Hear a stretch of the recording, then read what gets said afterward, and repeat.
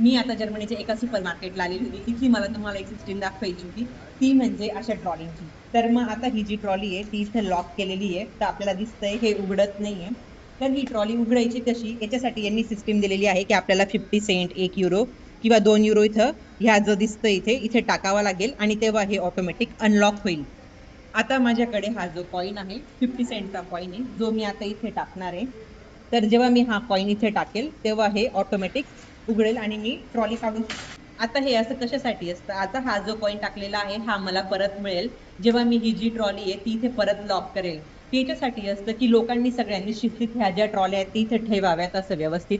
कोणी जिथे काही पार्किंग केलेली असेल गाडी तिथे ही ठेवू नये, कुठेही पडू नये म्हणून हे असं व्यवस्थित शिस्तबद्ध इथे ठेवतात.